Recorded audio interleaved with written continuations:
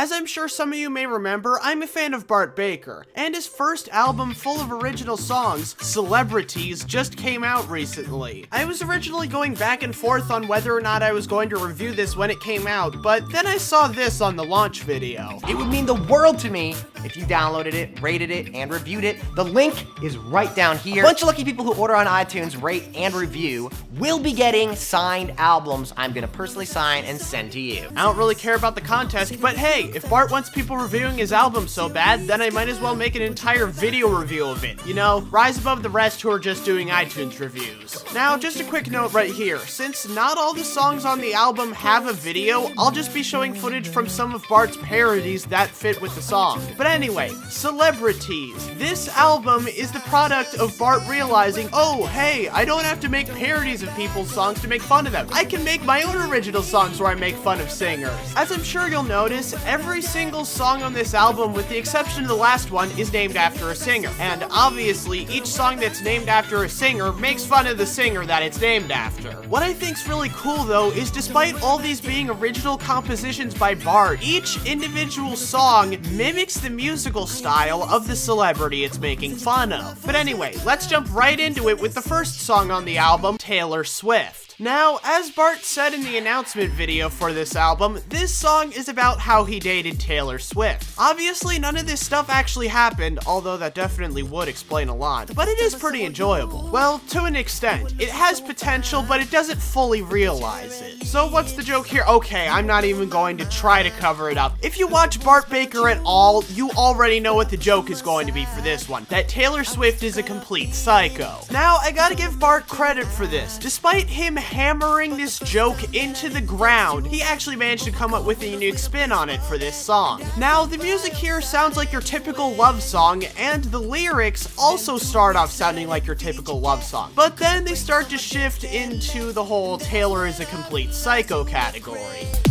But the first time that I didn't text you back, you broke my car windows with a baseball bat, and I stood by your side anyway. Then 2 weeks later, I didn't feed your cat.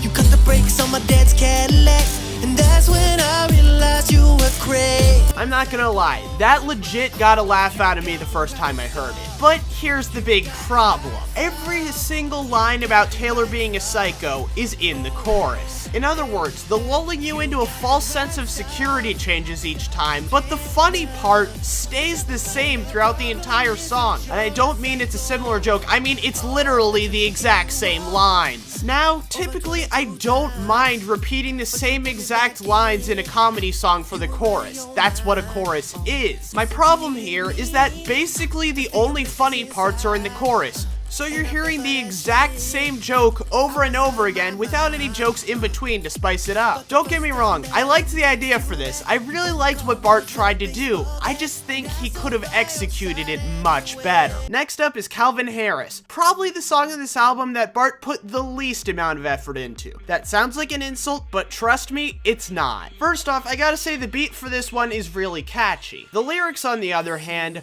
are literally just the same couple of lines repeated over and over again. Not to mention, these are quite possibly the most generic lines that you would hear in a song at the club. Baby, there's something about the way you move. Girl, there's something about the way you move. Now, normally that kind of thing would get on my nerves, but it's genius here because it's a parody of all those ridiculous club beats. Like I said before, the beat here is pretty catchy. Catchy enough for you not to realize that you're just hearing the exact same lyrics over and over again. And the one time when they do deviate from the norm, this song's about nothing, just like every DJ tune. Genius. Pure genius. The song's not that funny when you listen to it, but in hindsight, it's freaking hilarious. Next up is one of the few songs that Bart actually did make a video for, Kimye. And honestly, it was deserving in that video because I do think it's one of the better ones. Basically, the gimmick of this one is that there's a combination of Kim Kardashian and Kanye West, and the singer is commenting on this combination and making a bunch of jokes about it. Now, if I have a nitpick with this song, it's that it clearly leans heavily towards making fun of Kim Kardashian and doesn't really make fun of Kanye as much. But I can understand why that is. Kim Kardashian is not a singer. So behind the scenes, Bart was probably like, okay, this might just be the only chance I have to make fun of Kim Kardashian, so I better make it count. Now, I didn't find this song laugh out loud funny, but I did find it clever throughout the entire thing, and the more energetic beat really blends well with it. It really fits for a song where you're just making a bunch of lighthearted jokes about someone. Up next is Justin Bieber, and if I'm gonna be honest, this is probably the weakest song in the album in my eyes. Now, don't get me wrong, there are some positives to this. Bart does a good job of singing, and the riff right after the chorus is freaking amazing.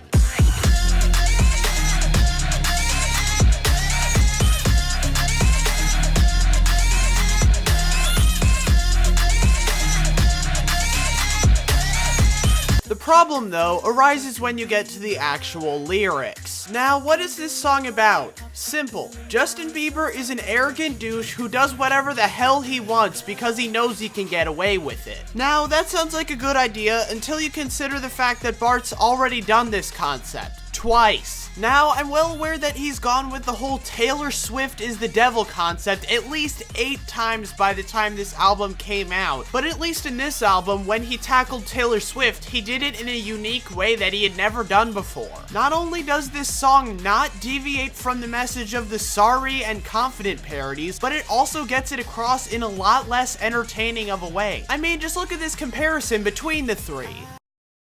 I can do no wrong. Pop the pill and now it's on. I'm untouchable, feeling Justin Bieber. I could even kick someone's baby. As long as I breathe and I feel regret. I could beat it on them with a baguette. Believe us, believe me, I'm innocent. I just lied to you, and I'm fine with it, 'cause I don't understand a consequence. I'm invincible. Only me, you are invisible. Can't you see? Then when I feel it's okay as long as I express remorse. I'm forgiven for ruining her family. Attention! Attention! Please stop smoking weed, you too. I cannot fly this jet, need oxygen. Fuck you, my dad said it's cool. Sure, this is more subtle, but the subtlety doesn't add to the comedy. And if you just want subtlety for the sake of subtlety, well, praising Bart for being subtle is like praising Rucka Rucka Ali for being politically correct. If you're doing that, you're kinda missing the point.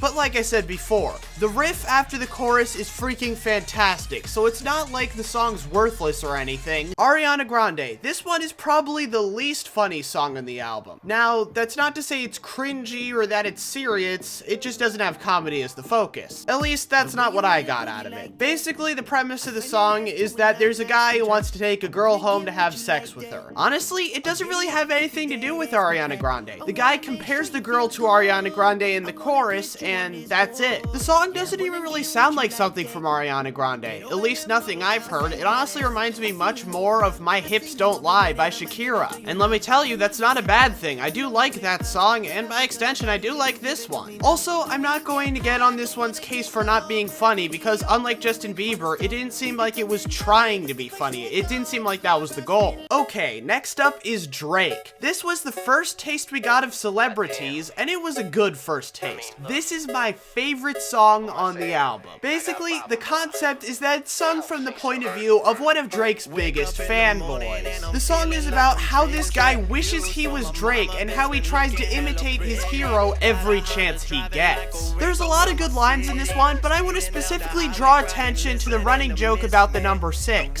Basically, throughout the song, the Drake fan will keep doing a bunch of math equations and come out with the number 6. Apparently, this is a reference to how some people think that the music industry is controlled by the Illuminati. What's funny about this is he starts off with simple math equations, but then it just gets ridiculous really fast. Let's just say square root of 36 makes it 666 minus 666 plus 6 makes 6. And did you know that Taylor's number 666? Outside of that, there's not much more to say. The song sounds great and is really clever. I listen to it a lot. Okay, almost done here. We got Future. Now, for those of you who know me pretty well, you would know that I don't tend to listen to mainstream music. I don't know, the YouTube stuff's just more my speed. In spite of that though, most of the artists that are big, I can easily see why they got there, as there is a lot of appeal to them. I don't get why people like Future. Like, at all. Oh, the really cool thing now is when singers sing so incoherently you can't understand a word they say. Now I know it's the same way in a lot of metal music, but at least in metal it's incomprehensible because it's so high energy. With Future, it seems like he's slurring his words for no other reason than just a stupid gimmick, which everyone seems to have eaten up. So obviously Bart emulates this. Trust me, I dare you to figure out what he's saying in this song. Girl, feel my face, I think I need more of it. I'm the fuck up, all that Percocet. I mean, it could just be the most generic crap imaginable, or it could be really witty and poignant, but I have no way of knowing because he's slurring his words constantly. So wait, I bet you're thinking, how is it that I still think that Justin Bieber is the weakest track on this album? Well, simple. The music really carries this song. The beat has a really haunting vibe to it, and I really like the way it sounds. I really am a big fan of spooky, haunting beats like this, and like I said before, Bart does a good job of making fun of Future's method of singing. Okay, last song. Don't worry about that, aka the song that's most likely to get stuck in your head. This song's pretty similar to Justin Bieber, but it's different enough to not feel like another rehash. Basically, the premise of this song is that this one guy keeps telling his girlfriend not to worry about what he's doing, despite the fact that he's acting incredibly irresponsible and immature. This feels new because it's not just limited to Justin Bieber, and it's about a relationship. The non-specificness of this song really makes it feel like that he's addressing a common mentality that comes from a lot of songs these days. Which honestly I think is pretty cool, because he hasn't addressed a topic this broad since his Pour It Up parody. Which, for those who don't know, was basically him talking about all the female celebrities who just sexualized themselves in order to get famous. You know, since they didn't have any actual talent. The song's pretty funny, with the guy basically just talking about how immature and irresponsible he is while simultaneously telling his girlfriend not to worry about it. Oh, and if you were looking for the real catchy song, this is it. This will stick in your head for a long time. So overall, what did I think of this album as a whole? I liked it. First off, the concept was brilliant. Have a different song for each celebrity where it makes fun of them, while simultaneously mimicking their musical style in that song. It was an ambitious move on Bart's part, and honestly, I applaud him for taking the risk. Some of the songs in this one were real gems. However, others could have used a bit more work. But even the songs at the lower end of the spectrum still had some redeeming qualities, and there was at least a good idea in there. It just needed to be developed a bit more. I don't know if I should forgive Bart for the weaker songs because this is his first album of original songs, or if I should say, hey, come on man, you can do better, due to the fact that he's been doing parodies for years now. But regardless, while this album's certainly not perfect, it's definitely enjoyable, and I would recommend it if you're a fan of Bart Baker, although you've probably already bought it if you're a fan of Bart Baker, so I guess I just recommend this album in general, at least if you like songs making fun of celebrities, that is. Bye! It'll be okay. Problem with the bad